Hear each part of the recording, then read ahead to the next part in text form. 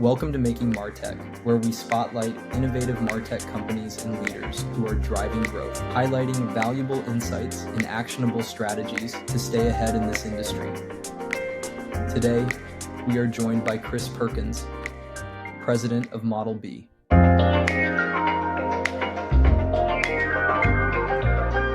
right. Hey, Chris. Hey, how are you? Not too bad. Not too bad. You want to begin by just introducing yourself? Who are you? What do you do? Who am I? Good question. Who do I want to be today? I guess is no. I'm Chris Perkins. I'm the president of Model B, and I lead a great group of about 11 other folks that deliver really interesting marketing solutions to clients on a global basis. That's awesome. And what does Model B in itself do?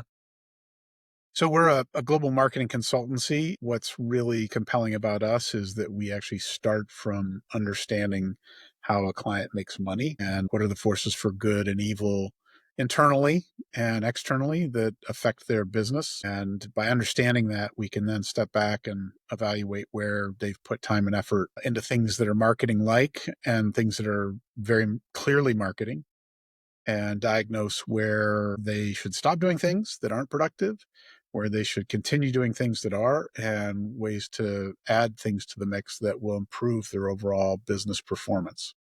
So what does that look like? Well, it takes lots of shapes. Interestingly, an example, we worked with one organization where internally, with thousands of employees, they didn't really have a clear understanding of what their organization's promise was to consumers. So because of that, they had all these people that were just doing a job. And so we helped them actually talk to the employee base and to talk to them in a way that they would understand how their individual role contributed to the greater good of the entire organization. And with that sense of purpose and purposeful delivery, the customer experience improved, Right. the satisfaction for the employees improved, and everybody wins.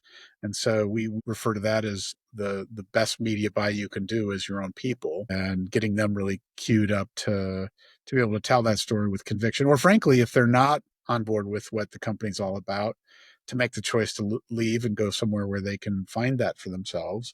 That's what's necessary. And it's not your traditional ad campaign, but it's the kind of thing that makes a big difference for companies overall. You say that the best media buy you can make is within your own team. What does that mean? Well, it's astounding how many companies forget to tell their employees what they're about, what their ethos is, what their values are, what their belief system's about, and even tactically often forget to tell them that we have stuff on sale or here's our promotion. And by not doing that, what happens when you walk in as a consumer and walk into a tire dealership and the first thing you say is, I want the good years that are on sale. And they're like, hang on, let me find the flyer and check online and see what's on. What? You have to check online? You don't know your own business? So that kind of thing is just infuriating to consumers, right? It shows that it's just an employee versus somebody that's looking out for their interest and is really attached to the organization. So helping those employees really understand that and to complete that circle in a meaningful way. The ROI on it is really high, and it improves employee performance, it improves retention, improves the customer satisfaction. There's nothing it doesn't improve. And it costs nothing. You already communicate to most employees on some level. You own the channel of communication. Why wouldn't you get that really, really right? And frankly, make it something that people are really interested in actually hearing and engaging in. So it's amazing how often that's a missed opportunity. A lot of agencies break things down into paid, owned, and earned, and we think there and beyond, right? So what are all the experiences that can be affected? And is that marketing? Yes. Is it marketing that is a SG&A line item in the marketing plan or in the media plan? Often no, but it can make a massive difference. So we're very cognizant to think holistically and look for areas to improve that experience across the board. And by looking at that holistically, you can take that internal and use it to supercharge the external as well. You see Exactly. that happening a lot? Exactly. Years ago, I worked with a bank and we were working through how to improve the experience there. And all banks are required to have collateral on their products, right? And it's a pain to produce. It's expensive. It a lot of times doesn't get used. It sits in these racks, somewhere in the branch. We actually did an audit when we took over the account for this very significant super regional bank. And what we found is there were 3 generations of collateral that were outdated in the racks. And so what we did is we did a day of upcycling where we closed the branches, all of them, for 1 extra hour on a day that was the lowest traffic day of the week. And that morning, we brought everybody in. We had the leadership talk about the changes that were coming and how they were committed to really understanding how to improve customer experience. And the first thing that they introduced was that they were going to go take all of this collateral that was currently in these racks and put it in a bin, roll it up into a donation to a paper recycling place that actually bought this stuff. That then gave them a budget locally that they could spend on a local charity or a local community event that the local branches got together and picked out what they wanted to do there. And then they had QR codes that you could actually download a copy of the up-to-date collateral. And then we produced very few quantity going forward so that if somebody did want a hard copy, they were there. But all of that wrapped up together, it said, we're in this together. It's not one person's job to go and keep these things organized all the time and have to deal with the waste factor when nobody's even looking for these most of the time. And all of that added up to a really good experience across the line. And it opened up everybody's sense of possibility around the way the organization relates to consumers. And it treated them with the respect that they deserved as employees too. And that's important. I saw that Model B, it has this Model A lab. Can you tell us what that is? Sure. So Model B, the name actually comes from the manufacturing methodology that was used by 2 very notable inventors. Henry Ford, when he created the factory to produce cars, the Model A was the prototype and it wasn't really ready for mass use. B, on the other hand, was. Model B is what we are, ready for prime time, ready to scale businesses and deliver growth. Is when we conceive of something that a client might want to consider, like an AI tool or a new customer experience or a new way of structuring your hours, all kinds of possibilities. We think very, very hard about what are the tools and technologies that can be applied in a way that's very helpful to inform better decision making and take some of the arduous labor out of the stuff that people do. So that's Model A Labs and those are companies outside our organization that we tap to bring their tools, whether it's how do you tell every visitor to a website, where are they from, how do you know a lot about them, how do you actually then create a retargeting profile. So we've been testing lots of really advanced technologies, but we are very clear we're testing it together. We're learning together. We're taking a bit of a risk because it's still a lab ready tool. And then when it's ready for prime time, we take it out and it becomes part of our tool set in Model B. What does that process actually look like, testing a tool like that in the Model A labs? What does that really entail? It depends entirely on what it is. It could be that we're testing a new ad set methodology. There's a company we just started partnering with called Big Happy that makes really compelling mobile ads. And they've got relationships with the mobile carriers now. They can consume a much bigger portion of the real estate on your phone. And as a user, you can always make it go away very easily. So it's not like it's pop up that you can never find the X to make it go away, but it's also a rich experience. It can be interactive. So we've been testing that kind of a solution, for example. And so we were very clear with the client, look, this is new. That we don't know how this is going to work for your brand. Let's not spend a chunk that's too big on this. Let's test it and let's verify it's a good fit in your total mix. And then let's scale it once we determine whether it's worth it or not. And again, that's a test and learn methodology that many of us apply, but we just apply it in a very thoughtful way with a lot of the stuff that's in the labs. I think that's a really important approach to have because that really makes sure that you can keep that innovation going. Yeah, I mean, we would never want a client to go all in on something that's not proven, right? And frankly, integrated marketing is integrated for a reason, right? You need lots of different touch points and points of light to interact and be found and experienced. And there's so many different consumer behaviors. The device is an issue, the channel is an issue. You have to be really cognizant of that. So, but being thoughtful about testing your way into what makes sense is essential and assures you a better result. You then have data, real consumer data. And ultimately, if you don't pay attention to the data from real users, you're just taking a huge risk. And the only people that matter in the equation at the end are the customers. They have all the power to make your future great or not. And so you better pay attention to them. And in terms of this Model A lab, what are some of the recent innovations that are coming out of this? Wow. Well, an example, one of the things that's a real dilemma for marketers is the targeting technology that's in all the platforms is the same for everybody, right? You go to LinkedIn, it's a set range of parameters. Go to Meta, same. Programmatic, typically the same for the most part. So we're kind of using the same tool set to target. And we're using past performance as a metric for messaging. So we have a partner in our collective called Topic Intelligence. And Topic Intelligence uses AI. You put in a target cohort and it'll follow them around the web and on your web experience and figure out what topics they care most about. Mhm. And it creates a framework of macro topics and then subtopics so that you can be very specific about that. And then you can really reinforce your messaging and your targeting in a way that's super distinct compared to everybody else in the category.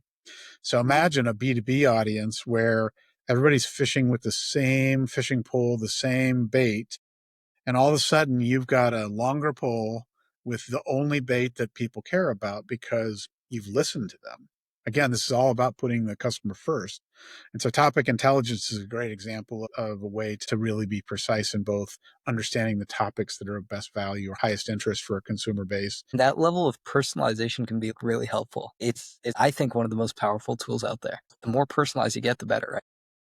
Well, and that's the irony, isn't it? We all care about privacy. We all care about our data profile. I only care if it's misused. As a consumer, I'm happy to say I'm in the market for a TV or I'm looking for this or that. What I don't want is just because I search something that everybody in that category comes after me and shows me beanbags. Like, stop.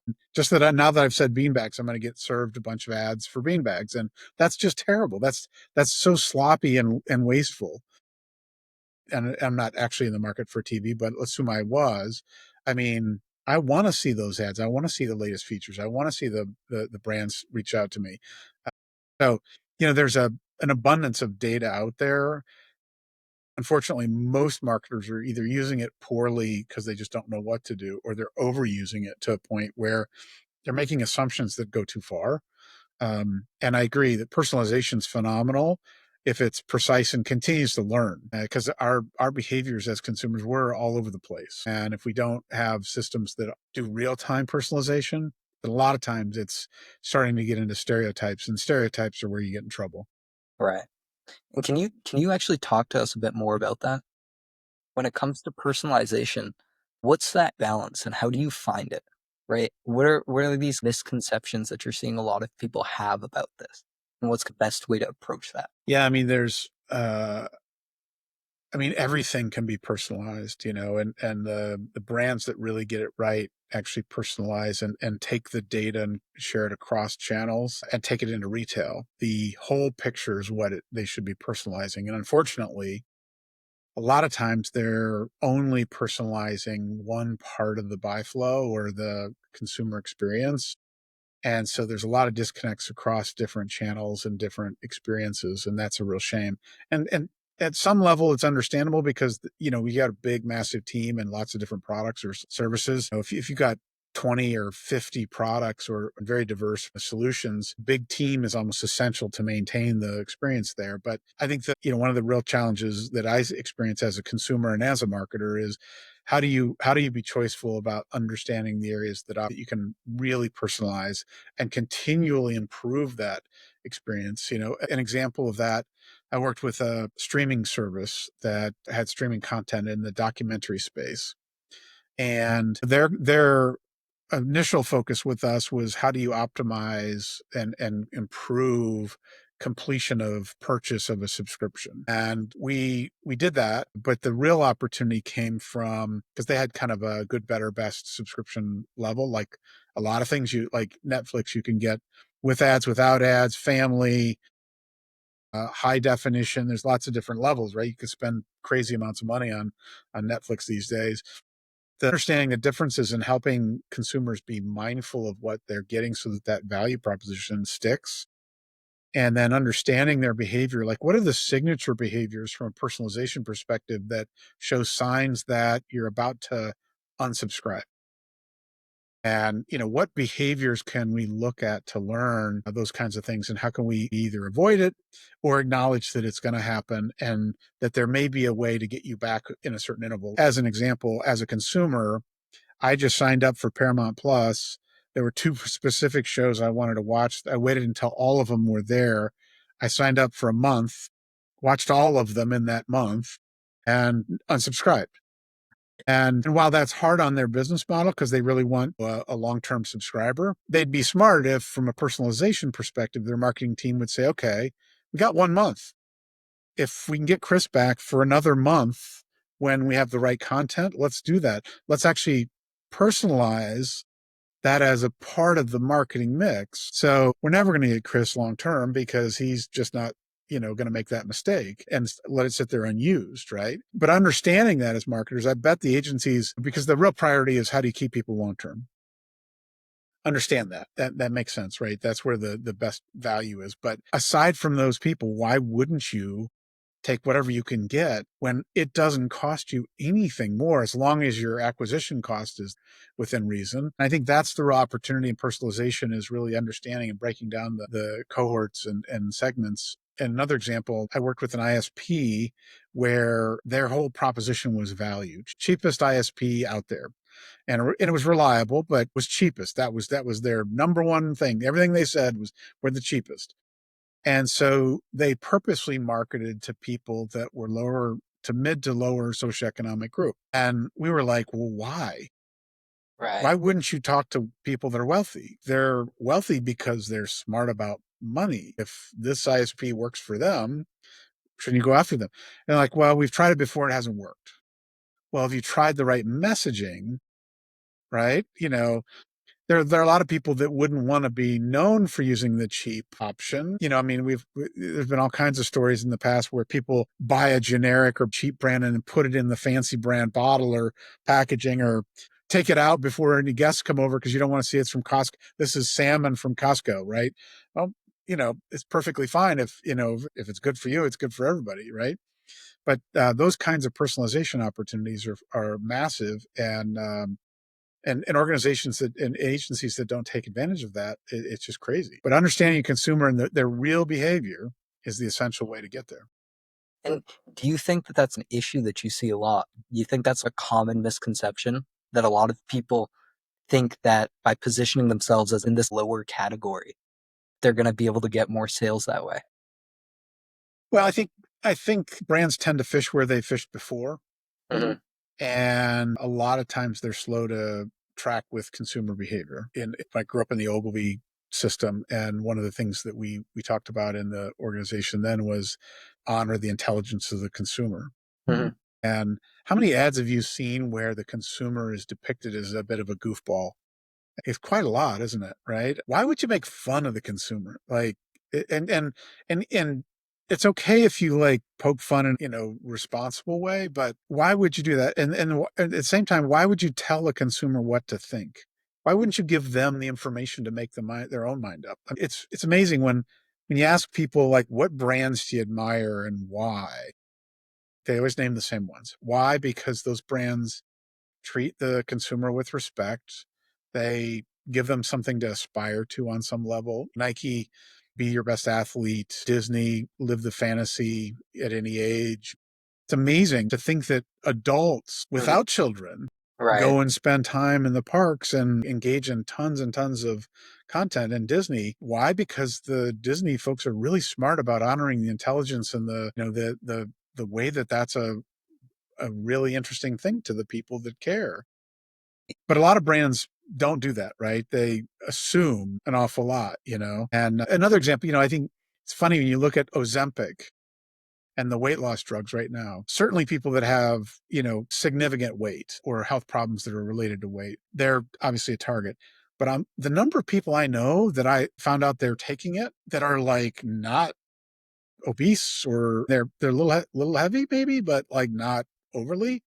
What the insight is there is that there are people that care an awful lot about their physical size and shape, more than probably most people on the outside that are looking at them. And talk about a missed opportunity if that brand didn't invite those people in and let them be welcomed multi-billion dollar opportunity. So yeah, I think personalization is a essential part in understanding real actual consumer behaviors, and especially with all the craziness that's going on in DC, all kinds of stuff that's just impossible to even keep up with. Right now, the pace of change around behaviors, people are downshifting what they can afford to buy and what they choose to buy. They're buying less of certain things. They're objecting to certain brands because of DEI issues. Those brands should be paying really close attention to the changes that are happening, because if you don't, you will be in a bad place. I think you make a very good point. Whereas just relying on the data like that, that is one of the most powerful things you can do, right? Not paying attention to that, like that's stupid, right? And looking past just the basic data, Mhm. you should have really clean data hygiene so that you're finding information that's useful and that you can act on, but pay attention to it because it changes. You talk about going past that surface layer. Where do you think that is? What are those kind of things that people tend to miss out on when it comes to understanding consumer behavior? Well, there's not a singular answer to that. That's a very big question. The great strategic minds are thinking all the time and observing consumer behavior real time and everywhere you go, because there's clues in everything, that all the aspects of behavior. Are people reading labels? It's astounding to me how a lot of people that work in CPG or any category, frankly, that sells through stores, they never go watch the customer touch their product, engage with their product, walk around it. Do they bury it in their cart because they don't want other people to see it?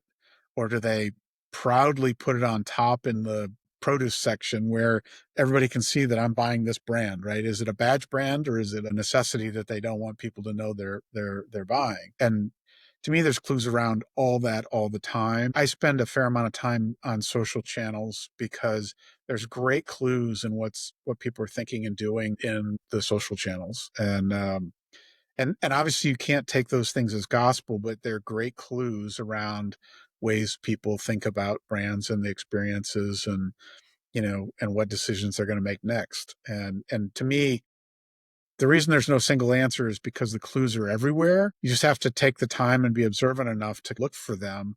And some of them are, qualitative and don't show up in the data until they become larger, points of momentum. But staying in touch with ideas on the rise in culture is really helpful. And being a fervent observer of people and what they're doing in any space. My wife probably gets annoyed with me because whenever we go out anywhere together, I'm always watching people closely. And in my mind, I'm thinking, what are they thinking? What is that? What's going on there? They just pick that up. Wonder what they're thinking. Is that something they do reflexively, or is that first time consideration? Those kinds of things are, to me, really super fascinating. And they help inform the way that I counsel our team and our clients. And that thought process is rare. I think lots of people do parts of it, but it's like anything. Where do you find the information and how do you use it? I think the key, and I've said this 100 times, and I'll probably say it another 100 times, the consumers give you clues, but they also change their mind all the time. And so just because it's something you've done before doesn't mean you should do it again. And asking consumers about certain things doesn't mean you'll get a clear answer.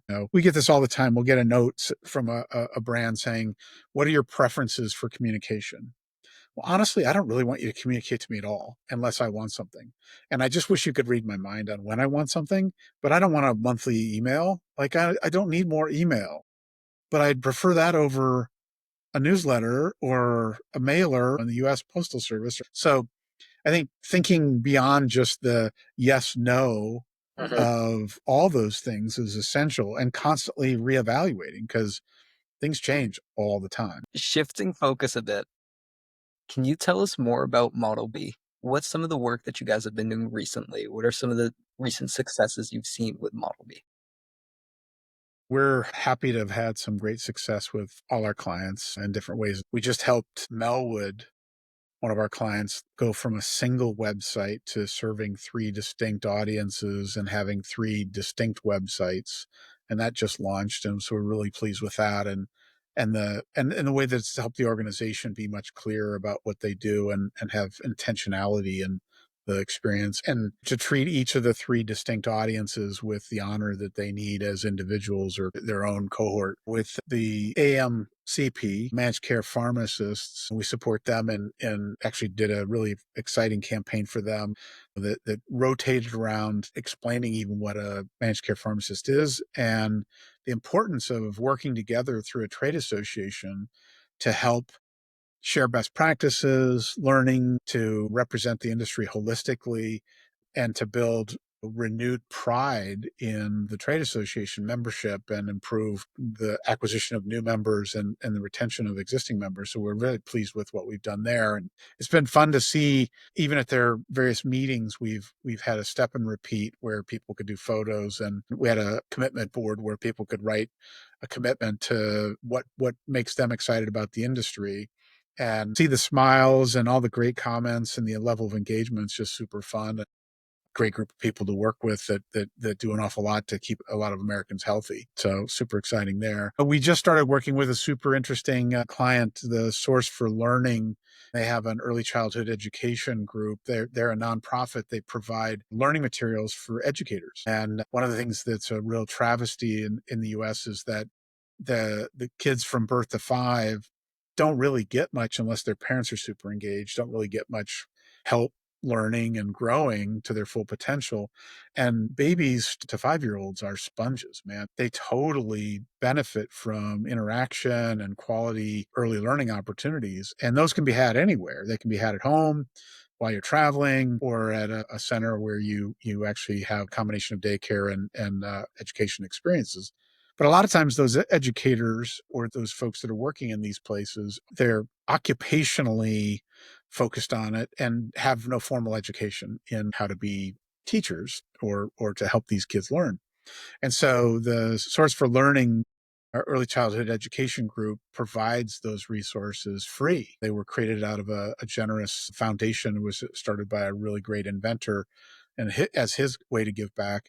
And so it's really fun to help them. And we know that kids that enter kindergarten with the benefit of some early childhood education, they do so much better in every way. And helping parents and educators learn and do a better job has really been exciting. So we're super thrilled to be working with them.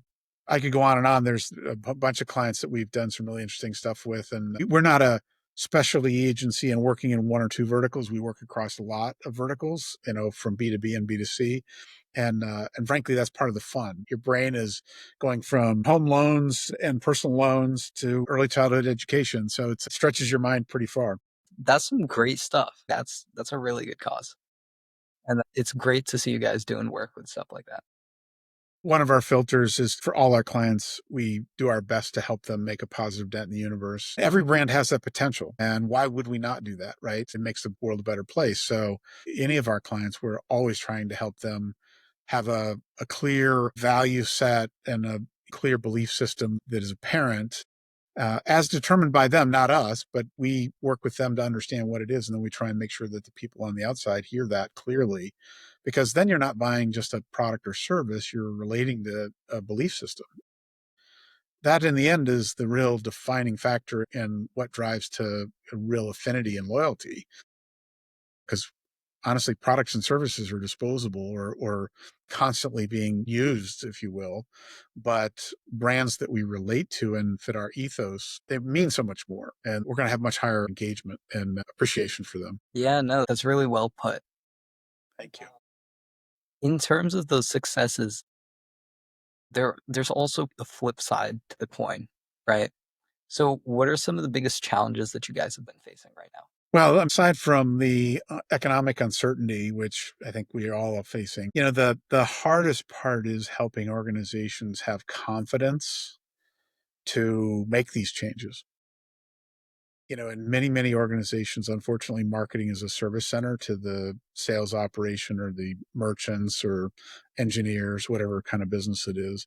So helping them have the confidence to have a seat at the table and really infect the entire organization with a brand ethos and belief system that elevates the brand. I mean, that's the biggest challenge. And then generally helping them understand how consumers really think, who their real consumers are. We do a combination of personas and a day in the life of the average customer. And we focus really closely in on what we call the best customer, because science has proven time and time again, if you do a great job of serving your best customers, they'll advocate for you, and they'll talk to their other friends that are also likely to be best customers. And instead of trying to go for people that are marginal customers or fringe customers, focus just on those that are best customers and serve them very, very well. And obviously, you don't want to do anything to alienate anybody, but if you prioritize them and create an experience for them that's just incredible, you'll win every time. But it's hard because a lot of organizations want to tell people what to think. Mm-hmm. They want their ads to say, here's what it does, here's how many feeds there are, here's the features, here's the color options, nine. Or even worse, they want to open the conversation with, as I like to joke, shit's on sale. Like, the way that I tend to talk about that with clients is to come at it in a way that neutralizes some of their bias, is to say, imagine that your brand is a person and it's invited by a friend to a cocktail party. And you walk in, that brand walks in. Do you walk up to somebody and say, $9.99, buy one, get one? No, of course not. People think you're nuts, right? But if you walk in and say, hi, I'm brand A. Oh, okay, nice to meet you. What do you do? Well, we do these things. Well, that's interesting. Tell me more, right? Now I'm in a conversation that's bidirectional and engaging, and we've honored the intelligence of the consumer. And certainly we can get around to stuff's on sale, but honestly, giving stuff away with and freebies and couponing is almost always a losing proposition. I use coupons all the time, but only for products I've bought before and will buy again. So what has it done? It's given me $1 back on the Tide that I'm going to use every time anyway. Thank you very much. If you didn't give it to me, I'd still buy Tide. So what have you done? You've just lost $1. And that's most of the couponing game out there is so we when we work with clients, we build out a plan with them there where we say, here's what to stop doing: couponing, don't do FSIs, don't waste your time on these things, do this that's working more, and let's keep doing it. And here's some new things to do, because there's always an opportunity to do new things. So you have a really strong emphasis on building a relationship with the consumer and finding that genuine connection with them, right? That's right. On their terms. And for you, is that one of the main ways that you guys focus on finding new people, finding new clients? Well, we tend to talk to clients and prospects about the areas of opportunity for that. Mm-hmm. And an example of that, we had a new business push for cybersecurity clients. And in the conversation with prospects, we help them understand that for a enterprise level cybersecurity solution, the decision-making committee can be as many as 25 people. And so when you talk about the target audience, now it's a committee. That's not a person. There may be one person that's the ultimate decision maker, but if it's the chief information security officer, the CISO, that is the neck to grab that has that responsibility, they may have to, as a matter of requirement by the board, have somebody on the board approve it before they bring it forward for final approval from finance. They may have the CEO involved. They may have the insurance company involved. They may have multiple outside consultants. So illuminating the buying committee and bringing that sense of clarity around the decision makers that we're trying to influence when buying their product is essential. We had a client in the past where they wanted to lead generation, but they only wanted CISOs. And we're like, yeah, we get that they're the final decision maker typically, but their day is so underwater. They're not going to follow your ad. It's not something you buy off a click on a banner. Like, programmatic's not going to make the day work for that. SEO, yes, you should do it, but is that going to be the answer? No. Having a way to provide really compelling information to everybody in the decision-making committee is the way. So that's how we a lot of times will relate to a prospect, is through the lens of the dynamics of the audience they're trying to influence and draw in. Going back to the streaming media company, we said, look, yes, you need to do lead generation for net new, but you should also do, how do you upgrade from a basic to a premium subscription? And how do you keep somebody longer, regardless of what level they're on?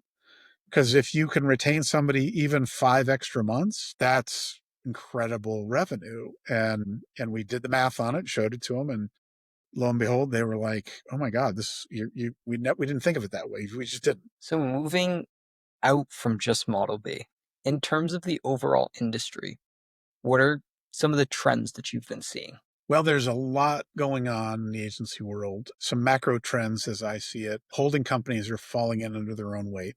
It's no longer worth having 20 or 30 brands in a portfolio and telling everybody they have to use each other. And then having 20 or 30 offices in multiple locations, the cost structure just doesn't support the reality of the business world today.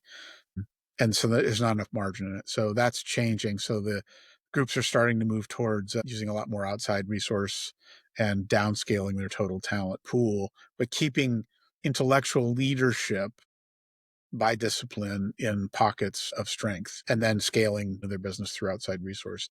And I see that across the board. That's our business model is we'll never be 100 people. It just still is illogical. You never want to be in a place where we have to hire and then lay off people because a client showed up and then they left a company and we got kicked out because they left. And that happens all the time to agencies. So instead, we're able to grow through our partner collective, which is a group of external agencies that we have agreements with to work together. And they've got the capacity. They love it when I call. They love it. They're like, wait, you've got something I can do? Sure. That's what we do. Let's go. To me, that's a major kind of push. Another big macro trend is that agencies are moving towards having very, very clear what we call superpowers. Because trying to be good at everything in-house is just illogical. Right. And anybody that says they're good at everything is lying, unintentionally perhaps, but you can only be good at a few things. And what you can be good at, in fact, what we're good at is integrating those things, right? So rather than us being expert at everything, what we're expert at is integrating those things. So we can craft a plan that says, here's the channel mix that you should be thinking about. And then we call in our partners and their expertise is very precise because we're looking for just this, right? And then we get the senior people, not the juniors, and they come in and we don't white label them. So they're ready to go. So for us, that's the path forward and it allows us to scale to be thousands if necessary, or 5 if that's what's right, and to work on a project basis or a retainer basis, either one. So that's it. Unfortunately, the industry has gotten much more difficult because the economics are hard, and a lot of marketing automation and AI tools are taking some of the cost out of it, which is both a good thing and a bad thing. It's bad because if you're affected by it feels terrible.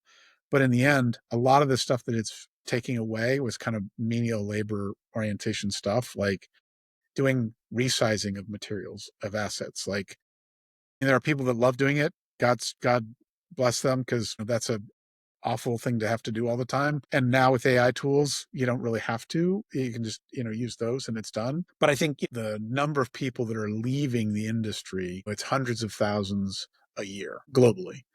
And I expect that will continue for some time because the economics are continuing to shift. And what do you think about the whole AI shift that's going on right now? I love AI. The irony is that AI is only as good as the user's ability to understand what it can do and then to let it do what it's great at. One of the things we see as a misuse of AI is people they have a process that's, let's say it's a 5-step process. They try and have AI fit in that 5-step process. Instead of saying, for the AI tool that I know of that's been proven by others, Right. how can I build a process around its strength? And maybe it now is a 6-step or a 2-step, but how can I do that instead of doing what I've always done? I use the same argument, frankly, on the return to office, because being in an office is just goofy to me. Going to an office to meet with people and spend time together thinking and collaborating is immensely valuable. But do you actually do that 5 days a week from 8 to 5 or 9 to 5? No. Why would you force people to go and sit in a cubicle or office because that's what you've always done? Same thing is true with AI. If you try and use AI like it's a pencil with an eraser, you'll be disappointed. If you say, here's a tool that writes differently and thinks differently, and how can I use it to its full advantage? it can be really productive. And the beauty is it can compact the time it used to take to do an assignment or a task. And then you can focus on better, more interesting things it can't yet do. And you still need to look at it and be critical of its output, just as you would if you had a junior person do that research for you, right? You want to look at it and go, this doesn't seem quite right. Can you take one more look at this? Write another prompt. I love it. We use a ton of AI, and we actively participate in a working group called the AI Marketers Guild, which you should check out. That is a great resource for marketers that, and we get together periodically, and the team talks about what tools work and how. And David Berkowitz, who manages the group, has a library, and you can go there and search it and find a tool for anything practically. And it's got great notes around usability and how it fits in your life. So again, you could get lost in hunting for just tools and evaluating them, and they're changing so fast version wise and data set wise that could be your entire job. And that's not high productivity. Can't get paid for that unless that's what you do for other people. So we love having the AI Marketers Guild as a resource that we can go to and cut the line on what works, what doesn't. And you mentioned the Partners Collective earlier. Can you tell us more about that? Yeah, again, our business model is predicated on being able to craft a framework of a plan and then pull partners in to deliver it and to make it better. I grew up in big global agencies with hundreds of thousands of people collectively within their groups. And inevitably, when you went to find somebody in that group that was a specialist, the first question was, what's the job number? And the second question is, do you need this by when? And so the best people were rarely available, right? They were always with the B or C or D team. And that doesn't feel very good. As a practitioner, you want to deliver the best. So the Partner Collective is a group of over 60 agencies and dozens of experts, individual contributor experts, that we've organized into a collaboration group. That's a membership group. It's free, but the requirement is you have to determine your superpowers. You can't have more than three. And that allows everybody to go into the database or the portal and search and say, I'm looking for CRM, I'm looking for experiential, I'm looking for PR, I'm looking for whatever it is, right? You can look for lots of different specialties or superpowers, find those resources. It's a hand raiser model. You can send them a message through the platform and they can say yes or no. And once you've done that, you pull them in and off you go. You get the work done. And that's our antidote to the ever changing marketplace and the ability to scale and to deliver both projects and retainer work at scale globally. As an example, that we had a client reach out to us about a CPG brand in Kenya. And we said, well, let us talk to our partner. So we called our partner in Europe. The next day, we introduced them to the local office in Kenya, about a mile and a half from their office, that could support them in the work that they wanted to do. And that's the power of a collective, is it allows you to in some cases simply refer the business to who's best to be able to do it. In other cases to say, we'll do it for you, and here's the partners that are going to help us. Mm-hmm. That's a really good system to have, because that really makes sure that you can go and deliver the best results possible, and that's what's important. Well, and it costs nothing until you use it. Like, you go to other agencies where they've got all these departments, you're paying for those, whether you're using them or not, in their overhead. And to me, that's just crazy. And I was talking to an agency fairly recently that they're like, I'm not sure I understand the value. So let me give you this example.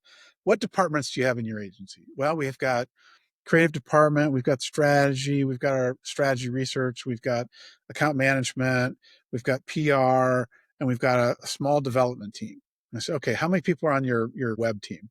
Well, there's like 3 people. So if the senior most person's not available, Mm-hmm. are you okay working with the junior person? Well, no, not really. Okay. If you have a really big project, do you think the 3 of them can do it? Not really. Okay. I mean, I can call one of our partners on the website, and if you need a Shopify site that's ready to handle 50,000 products, let's go. I can get that done. If you also need a very simple WordPress site, I can get that done. What do you need? And then here's the team that can do it with precision. And they cost nothing. And you get to meet the real people that do it. And they keep their brand name. We're not going to pretend they're using our emails and all that crap. It's just a better way to go. All right. Well, I think that should just about be it. Thanks for coming on. Shared some really good stuff today, some awesome insights. Really showed us some of these things that we just miss out on sometimes. And that was really great. Well, I appreciate it. It's always good to chat, and thanks for the opportunity. And definitely fun to talk about. Yeah, it was awesome to have you on. Well, thanks again. Thank you. As we end of today's episode of Making Martech, we'd like to thank all our listeners. If you enjoyed this episode, make sure to share this and subscribe to our show so you don't miss the next one. I'm your host, Himnish Jindal, and I look forward to seeing you on the next episode.